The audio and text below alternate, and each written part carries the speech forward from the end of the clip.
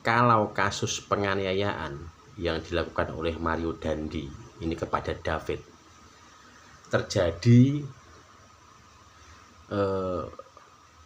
pada orang biasa, orang miskin biasa lah, bukan orang kaya, mungkin kasusnya, mungkin beritanya tidak seviral ini. Tapi karena Mario Dandi ini adalah anak dari seorang pegawai pajak yang kaya raya, pegawai jenderal pajak yang kaya raya, dan si David ini adalah anak dari ketua GP Ansor, maka kasusnya menjadi mencuat dan viral seperti ini. Bukannya saya mengentengkan masalah ini ya, bukan. Tapi kalau kasus ini terjadi di orang biasa, itu ya nggak akan seviral ini. Jadi saat Mario ini menganiaya, menghajar, mengeroyok David ini dengan sangat brutalnya, dengan sangat ganasnya, dengan sangat biadabnya, diinjak-injak kepalanya, walaupun dia sudah tidak berdaya. Ini sangat brutal sekali, sangat ganas dan biadab ini. Bagi saya inilah gambaran nyata kehidupan ataupun gambaran nyata kenakalan remaja. Kenakalan, kebrutalan, keganasan, kekejaman, keberingasan remaja saat ini ya seperti Mario Dandi ini. Sebenarnya banyak loh remaja-remaja yang punya sifat seperti itu, banyak sekali. Anda ingat saat ada supporter Persija yang dikeroyok oleh supporter Persib Bandung itu. Supporter Persija sendirian, dia tidak punya kawan, dia masuk ke kandang supporter Persib. Dia ketahuan membawa atribut Persija, dia dikeroyok, dimasa sampai meninggal dunia. Bahkan itu sangat kejam, luar biasa, ditelanjangi itu orangnya itu. Bahkan katanya, bahkan dimasukin besi apa gimana, nggak tega saya ngomongnya. Kalau sudah dari dulu, udah fenomena yang terjadi di masyarakat kita, di lingkungan remaja kita. Karena memang remaja-remaja kita ini kenakalannya, kebrutalannya, keberingasannya, keganasannya itu memang sudah di atas rata-rata, sudah di atas kewajaran. Maka dari itu kita sebagai orang tua, orang yang lebih tua harus bisa memberikan pengetahuan, pendidikan, ikut memberikan, mengingatkan tentang pesan moral, etika, kesopanan. Ya mungkin ini pengaruh dari lingkungan, atau pengaruh dari orang tua, atau pengaruh dari teman-temannya, atau pengaruh dari internet, HP dan lainnya. Ini saya kira ya. Jadi ini tindakan-tindakan penganiayaan seperti itu tidak hanya di Mario sama si David ini, enggak. Banyak kejadian-kejadian seperti itu di orkes, di hiburan. Padahal orang yang gak bersalah, hanya karena orang yang memakai kaos tim sepak bola musuhnya, itu kalau ketahuan dihajar habis-habisan, itu diinjak-injak juga. Padahal itu nggak salah, hanya karena dia supporternya tim lawan.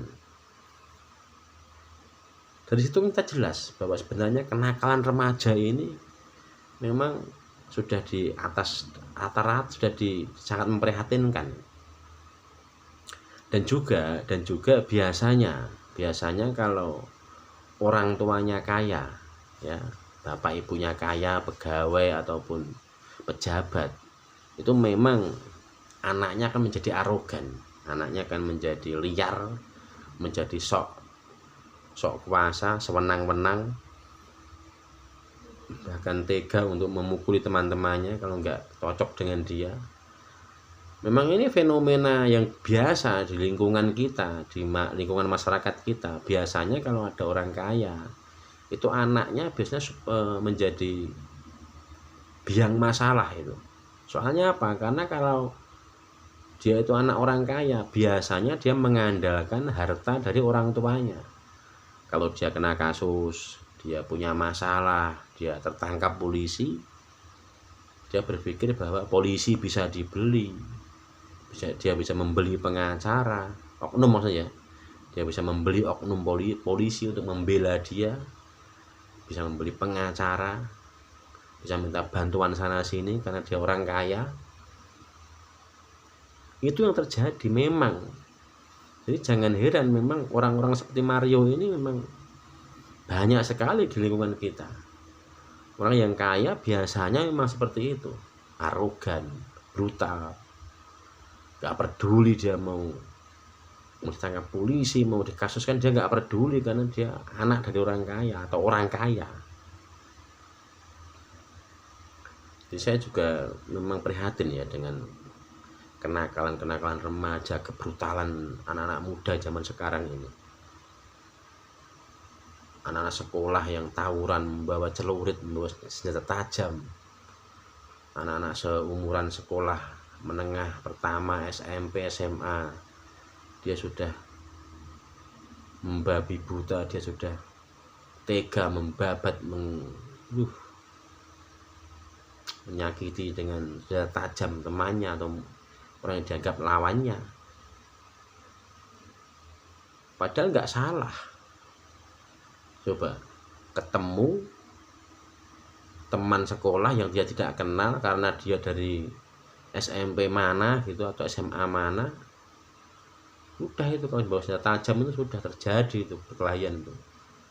Keganasan dari situ, dari anak-anak muda zaman sekarang ini. Maka kita sebagai orang tua memang kita yang harus memberi pendidikan, memberi arahan tentang kesopanan, tentang orang yang betul-betul masih siswa, masih dia belajar. Karena tugas seorang polisi itu hanya menangkap ya. Polisi itu menangkap penjahat, meminimalisir terjadinya kejahatan. Polisi ini bukan mencegah kejahatan, tapi dia menangkap penjahat. Yang mencegah kejahatan itu adalah masyarakat, kita sendiri, orang-orang seperti kita ini bisa mencegah kejahatan, mencegah kebrutalan, keganasan anak-anak muda zaman sekarang. Itu tanpa dilambari dengan ilmu agama. Ini jadinya seperti itu. Orang-orang seperti Mario Dandi ini, dia nggak ada ilmu agama dalam dirinya, pasti nggak ada. Kalaupun ada, hanya formalitas belaka. Oke, terima kasih, sampai jumpa.